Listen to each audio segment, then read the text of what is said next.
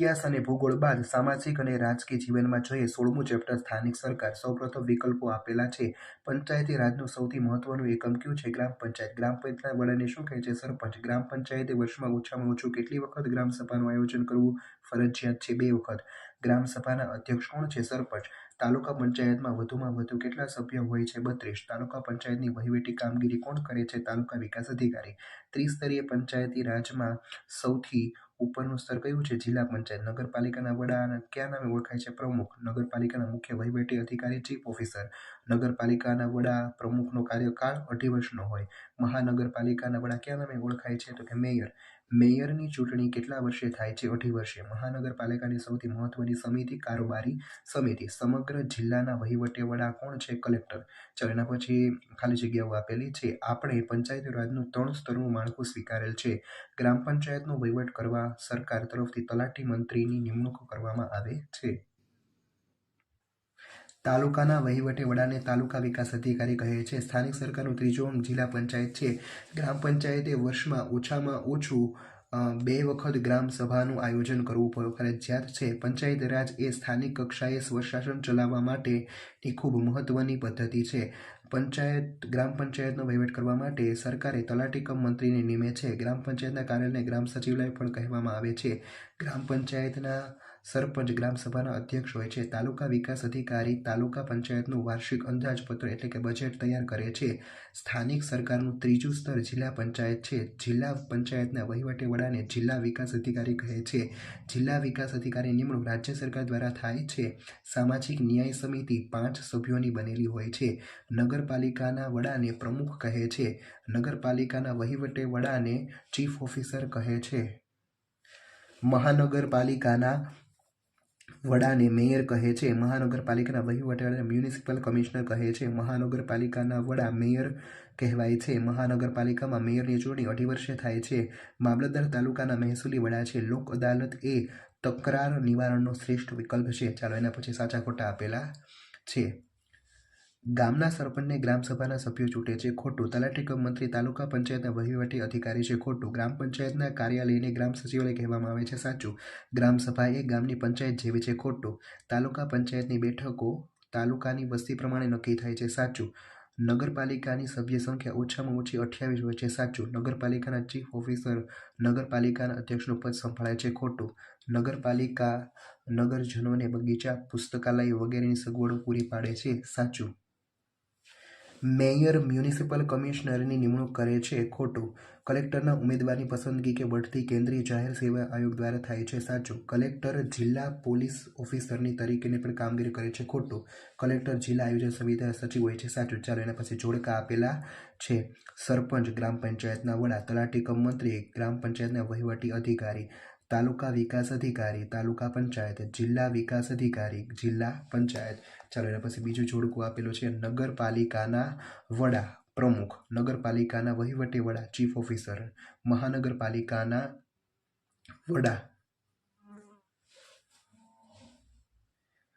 Mayor અને મહાનગરપાલિકાના વહીવટી વડા તો કે મ્યુનિસિપલ કમિશનર. ચાલો એના પછી પ્રશ્નોના જવાબ આપણે જોઈએ. મામલતદાર કઈ કક્ષાના વહીવટી અધિકારી છે? મામલતદાર તાલુકા કક્ષાના વહીવટી અધિકારી છે. જિલ્લાના વહીવટી વડા કોણ છે? જિલ્લાના વહીવટી વડા કલેક્ટર છે. મહાનગરપાલિકામાં કેટલા ટકા મહિલા અનામત સભ્યો હોય છે? મહાનગરપાલિકામાં 50% મહિલા અનામત સભ્યો હોય છે. મેયર પોતાના હોદ્દા ઉપર કેટલી મુદત માટે રહી શકે છે? મેયર પોતાના હોદ્દા પર 2.5 વર્ષ માટે રહી શકે છે. સ્થાનિક સરકારની સ્વરાજ્યની સંસ્થાઓ કોને કહે છે? સ્થાનિક સ્વરાજ્યનો વહીવટ કરતી સંસ્થાઓને સ્થાનિક સ્વરાજ્યની સંસ્થાઓ કહે છે. ગ્રામીણ સ્થાનિક સ્વરાજ્યની સંસ્થાઓ સરકાર કઈ હોય છે? ગ્રામ પંચાયત, તાલુકા પંચાયત અને જિલ્લા પંચાયત એ ગ્રામીણ સ્થાનિક સ્વરાજની સંસ્થાઓ છે. શહેરી સ્થાનિક સ્વરાજની સંસ્થાઓ કઈ કઈ છે? નગરપાલિકા અને મહાનગરપાલિકા એ શહેરી સ્થાનિક સ્વરાજની સંસ્થાઓ છે. ગ્રામ પંચાયતની સભ્ય સંખ્યા કેટલી હોય છે? ગ્રામ પંચાયતની સભ્ય સંખ્યા ઓછામાં ઓછી 8 અને વધુમાં વધુ 16 હોય છે. સરપંચની ચૂંટણી કઈ રીતે થાય છે? ગામના નોંધાયેલા બધા મતદારો પ્રત્યક્ષ રીતે મતદાન કરીને સરપંચની ચૂંટણી કરે છે. ગ્રામ સચિવાલય કોને કહેવામાં આવે છે? ગ્રામ પંચાયતના કાર્યાલયને ગ્રામ સચિવાલય કહે છે. સ્થાનિક સ્વરાજ્યની સંસ્થાઓમાં સૌથી પાયાનો એકમ કયો છે? સ્થાનિક સ્વરાજ્યની સંસ્થાઓમાં ગ્રામ પંચાયત છે એ પાયાનો એકમ છે. જિલ્લા પંચાયતની સભ્ય સંખ્યા કેટલી હોય છે? જિલ્લા પંચાયતની સભ્ય સંખ્યા ઓછામાં ઓછી 32 અને વધુમાં વધુ 52 હોય છે. સ્થાનિક કક્ષાએ ન્યાય આપવાનું કામ કઈ સંસ્થા કરે છે? સ્થાનિક કક્ષાએ ન્યાય આપવાનું કામ લોક અદાલત અને સામાજિક ન્યાય સમિતિ કરે છે. નગરપાલિકાનો સઘળો વહીવટ કોના નામે થાય છે? નગરપાલિકાનો સઘળો વહીવટ પ્રમુખના નામે થાય છે. નગરપાલિકાના મુખ્ય વહીવટી અધિકારી કયા નામે ઓળખાય છે? નગરપાલિકાના મુખ્ય વહીવટી અધિકારી ચીફ ઓફિસરથી ઓળખાય છે. મેયરની ચૂંટણી કોણ કરે છે? મેયરની ચૂંટણી મહાનગરપાલિકાના ચૂંટાયેલા સભ્યોની બહુમતીથી થાય છે. સમગ્ર જિલ્લાના વડા કોણ ગણાય છે? તે અન્ય કયા હોદ્દાઓ ધરાવે છે? સમગ્ર જિલ્લાના વડા કલેક્ટર ગણાય છે. તે જિલ્લા ન્યાયાધીશ અને જિલ્લા ચૂંટણી અધિકારી તરીકેના અન્ય હોદ્દાઓ ધરાવે છે. તાલુકા કક્ષાના વહીવટી અધિકારી કોણ છે? તેમની પસંદગી કઈ રીતે થાય છે? તાલુકા કક્ષાના વહીવટી અધિકારી મામલતદાર હોય છે. તેની પસંદગી રાજ્ય જાહેર સેવા આયોગ એટલે કે જીપીએસસી દ્વારા લેવાતી પરીક્ષા કે બઢતીથી થાય છે. લોક અદાલતમાં કઈ રીતે ન્યાય મળે છે? લોક અદાલતમાં સ્થળ પર જ ઝડપી, બિનખર્ચાળ, બંને પક્ષોને સંતોષકારક અને સમાધાનકારી રીતે ન્યાય મળે છે. ગુજરાત રાજ્યના જિલ્લાઓમાં લોક અદાલતની કાયમી સ્થાપના કોના દ્વારા કરવામાં આવેલ છે? ગુજરાત રાજ્યના જિલ્લાઓમાં લોક અદાલતની કાયમી સ્થાપના ગુજરાત કાનૂની સેવા સત્તામંડળ, ગુજરાત હાઈકોર્ટ, અમદાવાદ દ્વારા કરવામાં આવે છે.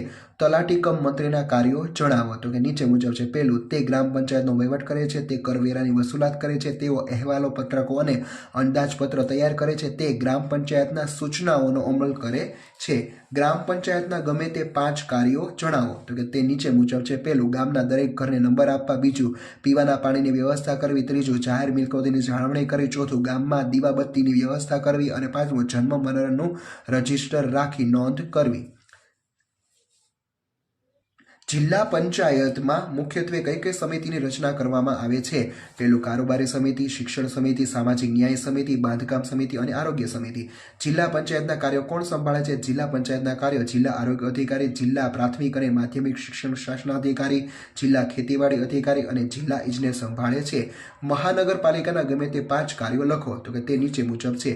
જાહેર આરોગ્ય અને જાહેર સ્વચ્છતાની જાળવણી કરવી, શહેરને પીવાનું પાણી પૂરું પાડવું, ગટર યોજનાની વ્યવસ્થા કરવી, આગ બુઝાવવા ફાયર બ્રિગેડ ઊભું કરવું, પાકા રસ્તાઓ, સ્ટ્રીટ લાઇટ અને કચરાના નિકાલની વ્યવસ્થા કરવી. સ્થાનિક સરકાર એટલે શું સમજાવો.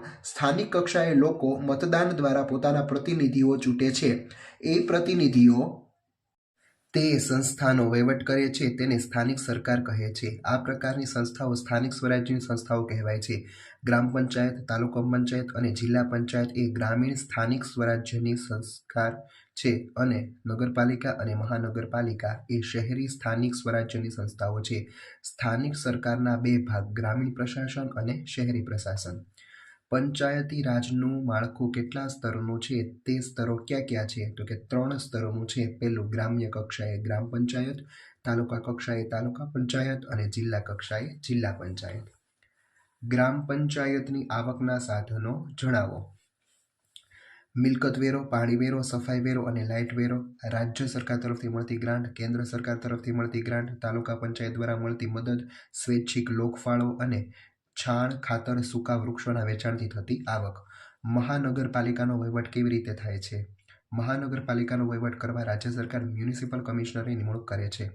તેનો વહીવટ કરવા માટે ચૂંટાયેલા સભ્યોમાંથી વિવિધ સમિતિઓની રચના કરવામાં આવે છે, જેમાં કારોબારી સમિતિ સૌથી મહત્વની છે. ચાલો પછી ગ્રામ પંચાયતની રચના કેવી રીતે થાય છે? ગ્રામ પંચાયત સ્થાનિક સ્વરાજ્યની સંસ્થાઓમાં સૌથી પાયાનો એકમ છે. સામાન્ય રીતે 500 થી 25,000 સુધીની વસ્તી ધરાવતા ગામોમાં ગ્રામ પંચાયતની રચના કરવામાં આવે છે. તેની ચૂંટણી દર 5 વર્ષે થાય છે. ગ્રામ પંચાયતના સભ્યોની સંખ્યા ઓછામાં ઓછી 8 અને વધુમાં વધુ 16 હોય છે. ગામના મતદારો દરેક વોર્ડમાંથી એક ઉમેદવારને ચૂંટે છે. સરપંચની ચૂંટણી ગામના નોંધાયેલા બધા મતદારો પ્રત્યક્ષ રીતે મત આપીને ચૂંટે છે. ગ્રામ પંચાયતની ચૂંટણી કોઈ રાજકીય પક્ષના પ્રતીક પર લડાતી નથી. નગરપાલિકાની રચના કેવી રીતે થાય છે? સામાન્ય રીતે 25,000થી વધુ વસ્તીવાળા શહેરોમાં નગરપાલિકા હોય છે. નગરપાલિકાના સભ્યોની સંખ્યા ઓછામાં ઓછી 28 હોય છે. તેમાં 50% બેઠકો મહિલાઓ માટે અનામત રાખવામાં આવે છે. નગરપાલિકાની ચૂંટણી દર 5 વર્ષે થાય છે. નગરપાલિકાની ચૂંટણી માટે વસ્તીના ધોરણે નગરના વોર્ડ પાડવામાં આવે છે. દરેક વોર્ડમાંથી 4 સભ્યો ચૂંટવામાં આવે છે. નગરપાલિકાના ચૂંટાયેલા સભ્યો પ્રથમ બેઠકમાં પોતાનામાંથી નગરપાલિકાના પ્રમુખ અને ઉપપ્રમુખને બહુમતીથી ચૂંટે છે. પ્રમુખની સમયમર્યાદા 2.5 વર્ષની હોય છે. ટૂંક નોંધ લખો. પંચાયતી રાજમાં જિલ્લા કલેક્ટરની ભૂમિકા. તો કે તે નીચે મુજબ છે. તે જિલ્લામાં વહીવટી વ્યવસ્થા જાળવે છે. તે જિલ્લામાં જીવન જરૂરિયાતની ચીજવસ્તુઓની અછત ન સર્જાય તેની તકેદારી રાખે છે. તે પોતાના હસ્તકના તમામ વિભાગીય કામોનું સંકલન અને સંચાલન કરે છે. તે જિલ્લા આયોજન સમિતિના સચિવનું કાર્ય કરે છે. તે ગ્રામ પંચાયતની સભ્ય સંખ્યા નક્કી કરે છે. તે ગ્રામ પંચાયતમાં અનામત બેઠકની ફાળવણી કરે છે. તે ગ્રામ પંચાયતના તે SC ST તથા અન્ય પછાત વર્ગના લોકો તથા મહિલાઓ માટે સરપંચનો હોદ્દો અનામતનો નિર્ણય કરે છે. ચાલો એના પછી બીજી ટૂંક નોંધ. સામાજિક ન્યાય સમિતિ. ત્રણેય પંચાયતોના સમાજના નબળા વર્ગોને શિક્ષણ, સ્વાસ્થ્ય તેમજ સામાજિક અને આર્થિક સગવડો મળે એવી યોજનાઓ બનાવવા અને તેનો અમલ કરવા ગ્રામ પંચાયત, તાલુકા પંચાયત અને જિલ્લા પંચાયત કક્ષાએ આ સમિતિની રચના કરવામાં આવે છે. તેમાં 5 સભ્યો હોય છે. આ સમિતિનું કાર્ય સમાજના નબળા વર્ગોને લોકોને ન્યાય આપવાનું છે. અહીં તમારું આ ચેપ્ટર પૂરું થાય છે. Thank you.